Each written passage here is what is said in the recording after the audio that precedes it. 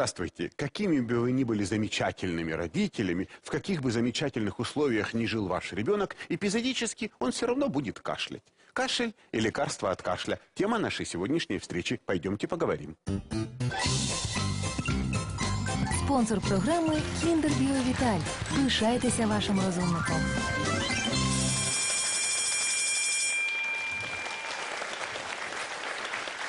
Спонсор программы – торговая марка «Барни». Здравствуйте, здравствуйте, дорогие друзья, здравствуйте, Луиза Васильевна. Сегодня наша тема кашель, то, в чем все разбираются. Вы разбираетесь в кашле, Луиза Васильевна? Думаю, да. Приходилось лечить? Ну, конечно, ингаляции, горчишники, всякие там проверенные наши местные отечественные методы. народные, Тогда давайте все-таки узнаем, что по этому поводу думают наши продвинутые эксперты. Давайте.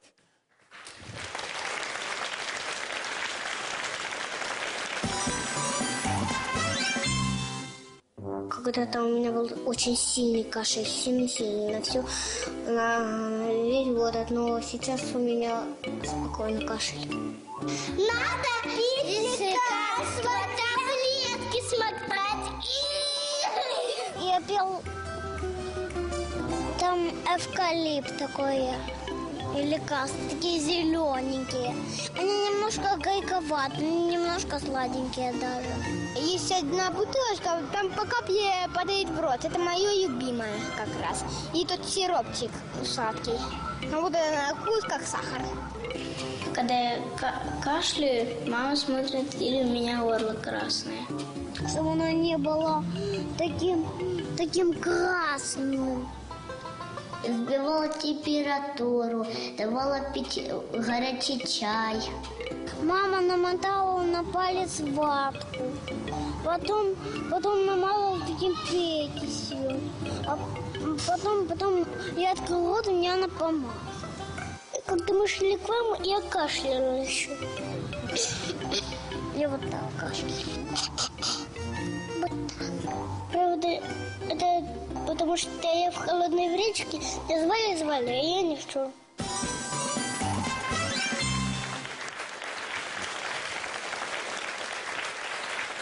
Евгений Ильич, расскажите нам, в аптеке такое невероятное количество лекарств, теряешься. Я что и сам делать? теряюсь, Луиза Васильевна. Я должен вам заметить, что вообще приход к доктору по поводу кашля – это чуть ли не главное, чем занимается детский врач. Поэтому давайте проанализируем, с чем же люди все-таки ходят. Чего они хотят от врачей, когда кашляют? К вам приходил на прием продюсер документальных фильмов канала «Интер» Дмитрий Овечкин. Мы говорили о кашле с ним. Да. Ну, как, да. впрочем, и всегда. Говорили Давайте о кашле. посмотрим.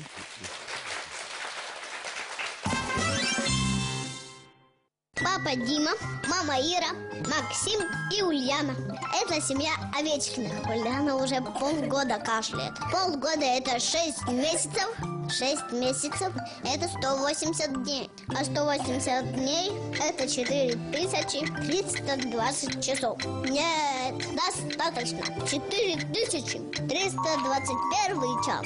Мы проведем у доктора Комаровского, сказал папа. Да, он даст нам что-то таблетки, кашель прекратится.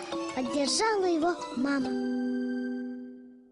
У нас с февраля месяца практически всю зиму Ребенок кашлял. кашляет. Кашляет. Смотрите, но мы ведь с вами прекрасно понимаем, что кашель не является болезнью, да? Кашель – это симптом болезни какой-то, да? То есть мы, собственно говоря, не лечим кашель. Мы должны понять, что если ребенок полгода кашляет, да, то значит полгода ребенок болеет какой-то болезнью, да, которая сопровождается кашлем. Отсюда вопрос, а какой болезнью ваш ребенок уже полгода болеет? То есть, если же мы не знаем болезни, мы же не можем вылечить ее симптом, правда? Избавиться от него. Вопрос к маме, к папе. А чем же вы болеете полгода? Что подрывает иммунитет ребенка? Нет, не иммунитет, кашель, Дим, не иммунитет. Чем мы Вопрос в болеем? другом. Какая болезнь сопровождается кашлем? Что такое кашель? Почему он бывает? То есть в легких вырабатывается избыточное количество слизи. Да. И организм Вот кукла у нас не кашляет, у нее ничего не вырабатывается, да? Вот, так вот, в легких вырабатывается повышенное количество слизи, и от этой слизи организм избавляется посредством кашля. Да. То есть есть какая-то причина, из-за которой в легких вырабатывается много слизи. Причиной этой может быть инфекционные болезни и аллергические заболевания. Да? То есть это либо вирус, либо бактерия, либо аллерген, либо неудовлетворительные свойства воздуха. Ну, например, в комнате жарко или пыльно, и ребенок все время кашляет, освобождается от этого. То есть вот поэтому прежде всего мы должны подумать, привлечь докторов и поставить диагноз. Что это у нас такое? Тогда у нас с вами возникнет алгоритм лечения. Обратите внимание, ребята. Вот смотрите, мы произносим сплошь и рядом такую фразу. Избыточное количество слизи, да? От которой организм избавляется.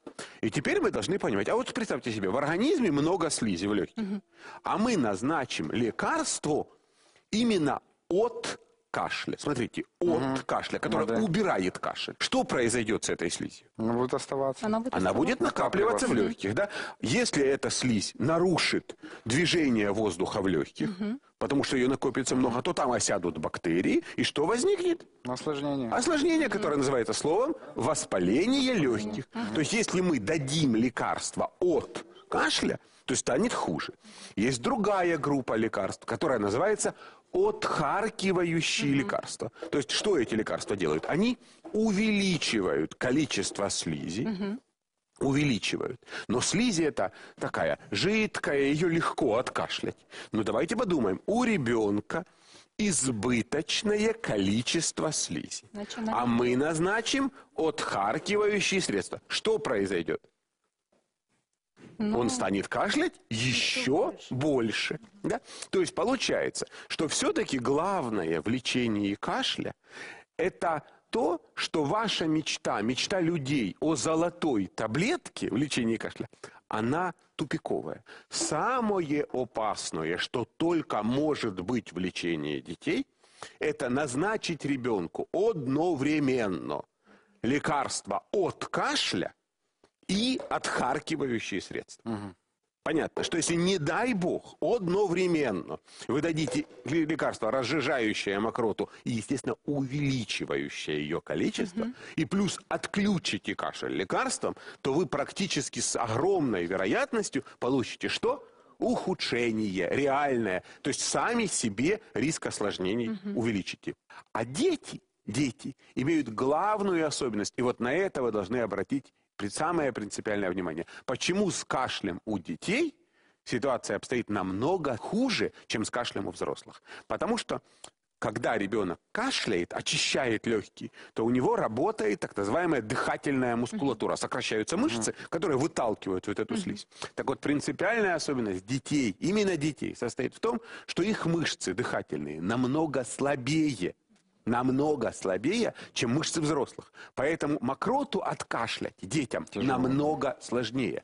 Поэтому, когда мама принимает отхаркивающее лекарство и кашляет всю ночь, это ее проблема. Ничего здесь страшного нет, кроме того, что маме не до папы. Да? Ну, а вот когда ребенок принимает отхаркивающие средства, то очень часто он просто не в силах откашлять ту дополнительную слизь, которая вырабатывается. И мы, используя эти лекарства, не только создаем бессонную ночь, но и приводим к тому, что утром мы вызываем доктора, потому что он же всю ночь кашлял, а доктор говорит хрипы. Хрипы. А хрипы это не потому, что болезнь такая, а потому что мы вовремя помогли. Поэтому надо понимать, что отхаркивающие средства это не простенькие безрецептурные лекарства, которые мама с папой назначают. Это лекарства, которые требуют обязательного участия доктора. Вот смотрите, у ребенка влажный, продуктивный кашель. Молодец. Молодец, смотрите. Да? Почему? Вот что с ребенком происходит? Ваш ребенок вот сейчас, перемещаясь, Ульян, иди ко мне. Иди ко мне, котеночек. Иди сюда, зайка. Иди ко мне. Вот обратите внимание, у этого ребенка текут сопли. Да? Так вот сопли у детей сплошь и рядом текут не только сюда, вперед, но и назад, по задней стенке глотки. И когда они в глотке накапливаются, то что с ребенком происходит? Он кашляет. Понятно, да?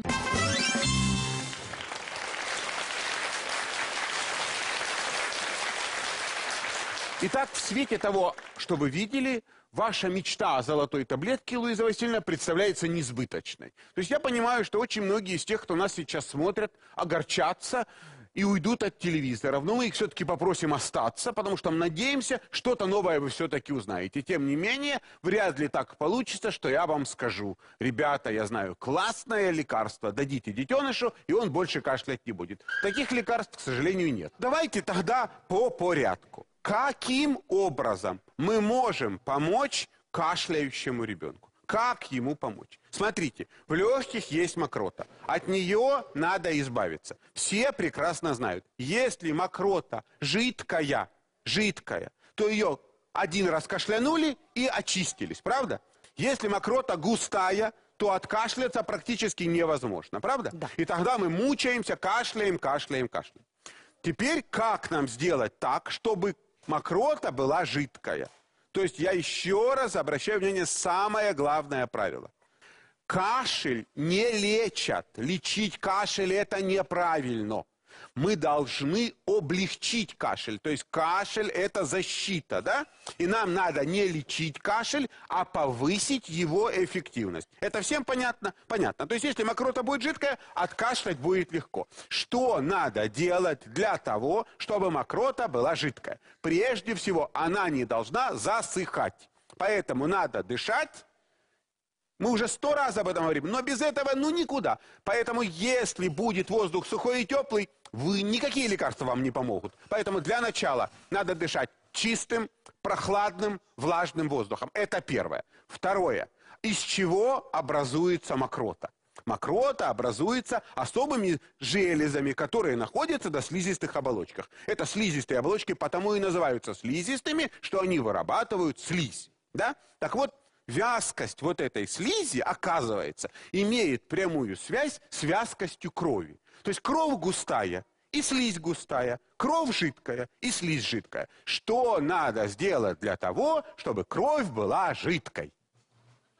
Напоить. То есть если вы ребенка не напоите, сделать слизь жидкой нельзя никакими лекарствами. То есть я обращаю ваше внимание на то, что пока вы мамы и папы, не сделаете ровно 2 шага. Первый шаг – воздух, второй шаг – питье. Вам не поможет никто. И поэтому учебники всего мира цивилизованного, которые учат студентов мединститутов лечить кашель, в скобках лечить, вы понимаете, содержат совершенно уникальную для нашей ментальности фразу. Давайте эту фразу прочитаем. Эффективность и преимущество отхаркивающих средств в сравнении с обильным питьем не доказаны. То есть огромное количество отхаркивающих средств не более эффективны, чем кастрюля с компотом. А теперь я с удовольствием отвечу на ваши вопросы.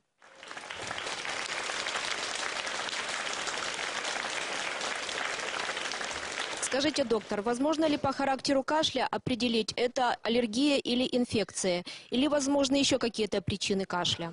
Прежде всего, мы должны понимать, что кашель – это всего лишь один из симптомов болезни. Обычно, если кашель имеет инфекционную природу, то должны быть признаки инфекционной болезни. Острое начало, расстройство общего состояния, повышение температуры, еще какие бы то ни было симптомы. Если же общее состояние мало нарушено, или главное, проблема – это именно система дыхания, именно кашель и больше ничего, то и кашель длительный, и был какой-то контакт с чем-то необычным, чем мы начали дышать, то есть значительная вероятность того, что этот кашель аллергический. В любом случае, я хотел бы обратить внимание, что задача родителей – учитывать все сопутствующие условия, анализировать их и сообщать об этом доктору. Потому что врач, который осматривает ребенка с кашлем, просто может не знать, что вчера вы решили у себя во дворе устроить костер, или что вы купили новый стиральный порошок. То есть врача надо информировать о том, какие изменения произошли в жизни вашего ребенка. Тогда врач сможет правильно поставить диагноз. Тем не менее, 2 причины кашля у детей возникают чаще всего. Это, естественно, инфекционные болезни и аллергический кашель. Инфекционные болезни – это все-таки 90% всех детских кашлей. И чаще всего это острые респираторные вирусные инфекции. А острая респираторная вирусная инфекция – это не только кашель, но и насморк, и повышение температуры, и острое начало болезни, и контакт с инфекционным больным, то есть с тем, кто болел вирусной инфекцией. А вот если кашель и нет соплей, ситуация уже необычная. Похоже, это не вирусная инфекция. И тут однозначно нужен доктор.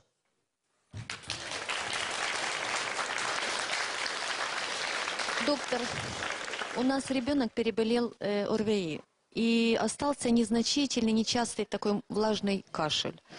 Педиатр нам приписал сироп от кашля. Но после этого кашель усилился. Почему?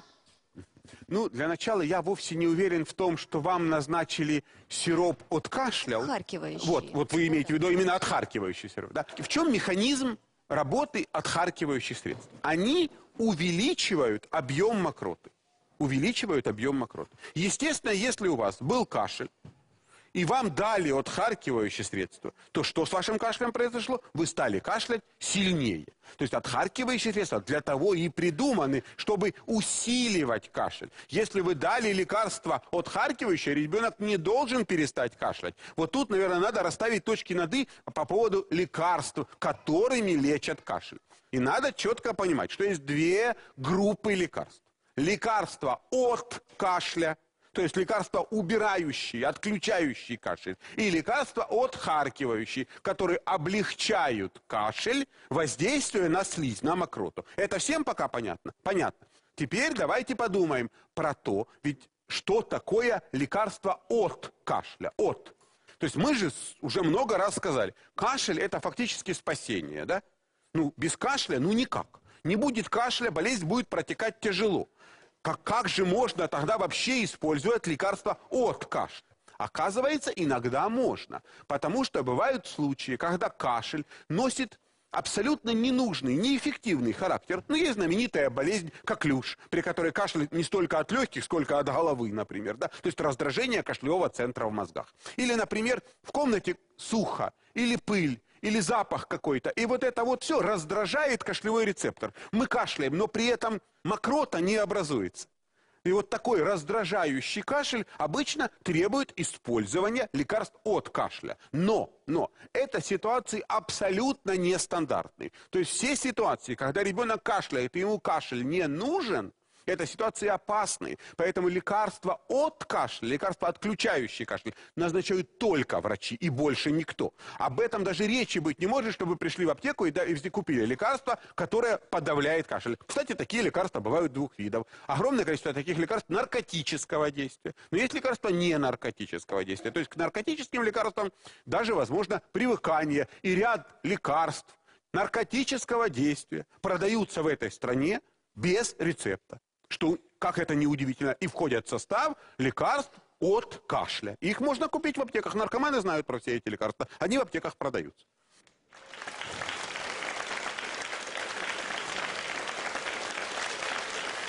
А вот с чем действительно чаще сталкиваетесь вы, родители, это именно с отхаркивающими средствами. Но, как правило, эффективность отхаркивающих средств несопоставима с эффективностью прохладного влажного воздуха и обильного питья. Но на это я обращаю внимание. Есть огромное количество по-настоящему безопасных отхаркивающих средств. То есть это отвары, настои трав, которые продаются в аптеках в огромном количестве, абсолютно безопасные, очищенные, с прекрасными добавками, очень вкусные. Очень-очень-очень. И на любой вкус, и на любой кошелек. И когда вы берете эту очень красивую бутылочку, на котором нарисован листик, то ли плюща, то ли подорожника, и капаете это в ложечку и даете вашему ребеночку, то вы чувствуете себя нормальными, полноценными родителями, которые не пожалели для своего ребенка ничего. И я не имею ничего против таких вариантов лечения, ибо нервная система мамы – это может быть намного более хрупкое явление, чем бронхи ребенка. Но я еще раз хотел бы обратить ваше внимание на следующее. Есть болезней нижних дыхательных путей, то есть бронхиты, пневмонии, и болезни верхних дыхательных путей, ну, всякие сопли, фарингиты и так далее. Естественно, при лечении болезней верхних дыхательных путей, верхних, отхаркивающие средства ничего дать не могут. А болезни нижних дыхательных путей, то есть бронхиты и пневмонии, родители никогда не лечат самостоятельно. Понимаете? То есть, с одной стороны, если вы пошли в аптеку, чтобы лечить лекарством болезни нижних дыхательных путей, то как вы туда самостоятельно без доктора попали? А если вы решили полечить отхаркивающим средством насморк или покашливание, так это приведет только к тому, что вы будете кашлять еще сильнее всю ночь.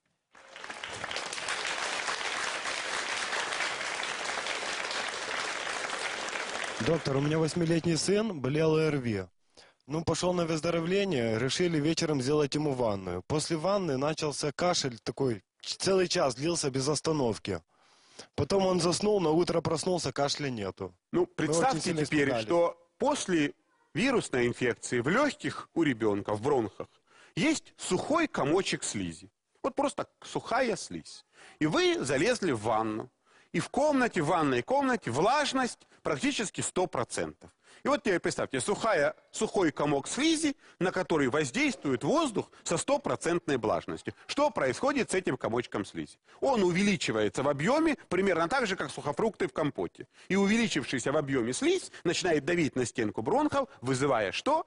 Кашель. Таким образом, у вас в легких оставалась слизь, вы провели специфический вариант ингаляции паром, после чего ребенок всю ночь кашлял и очистил, наконец, легкие. На этом, собственно говоря, очень часто и построен эффект ингаляции. Но тут же есть два варианта действий. Первый вариант цивилизованный. Попытаться сделать так, чтобы во время ОРВИ в легких сухая слизь не накапливалась. Да? То есть увлажнить, проветрить, напоить. И вариант второй.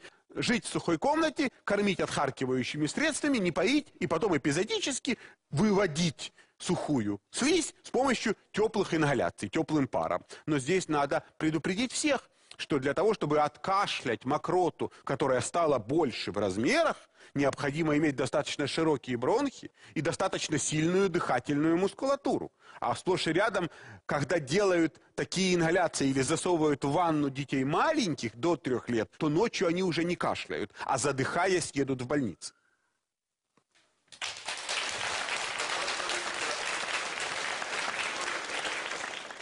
Евгений Олегович, вот вопрос по поводу дачи лекарства от кашля детям до 3 лет. Знаю, что это как бы лучше, наверное, и не давать.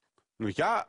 Как? Вы знаете, для меня когда-то, лично для меня, как для доктора, который воспитан в традициях отечественной педиатрии, было огромным потрясением, когда я купил буквально там 3 года назад 4-томный учебник американской фармакологии. И безуспешно пытался найти там главу под названием «Отхаркивающие средства».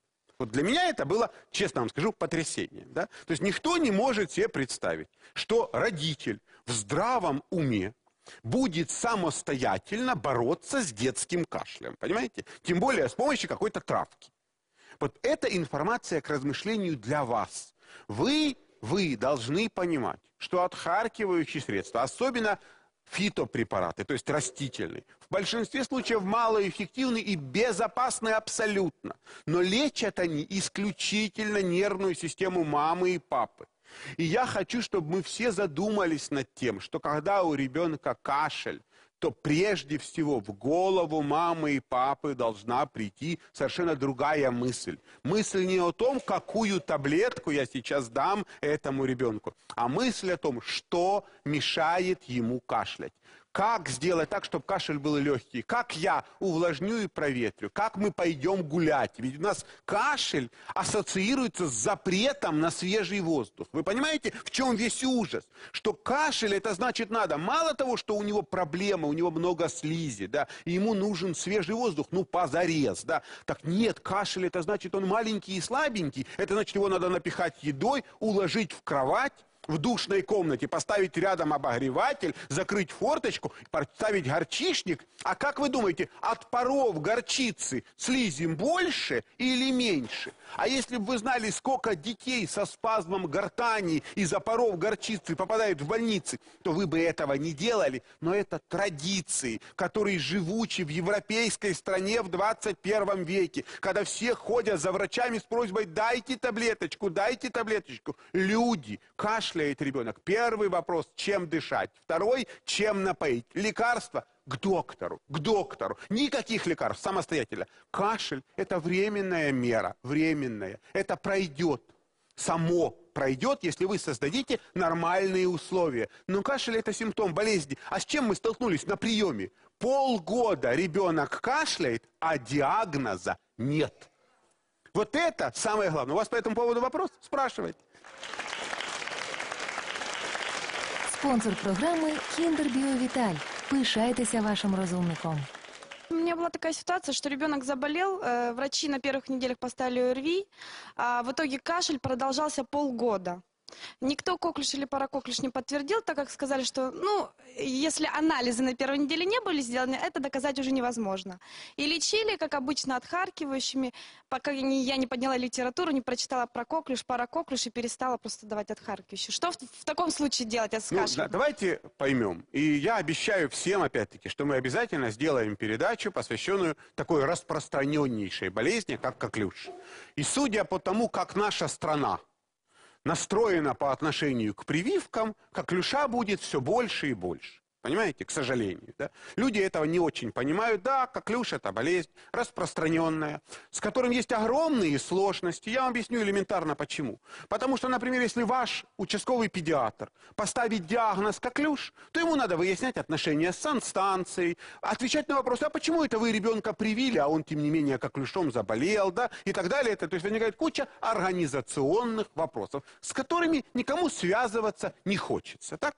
Тем не менее, вы должны понимать, что если у ребенка длительный приступообразный кашель, который заканчивается рвотом или с покраснением лица, то это, конечно же, коклюш. И не имеет никакого значения, сдали вы анализы, не сдали вы анализы. Ибо в любом учебнике педиатрии написано, что коклюш – диагноз клинический. Он ставится не по лабораторным данным, а по конкретной симптоматике. Понимаете? И мне приходилось и диагноз дифтерия в своей жизни ставить без выявление дифтерийной палочки, и коклюш многократно ставить. Но, тем не менее, у нас очень часто получается, что врачи живут одной жизнью, а санстанция другой жизнью, а родители с детьми третьей жизнью. Но нам-то надо сделать что? Нам надо, чтобы лучше было. Кому? Вашему ребенку. А при коклюше, когда перевозбужденный кашлевой центр, и вы дадите откашливающие средства, так что будет с ребенком? Он будет кашлять еще сильнее. А как лечится коклюш?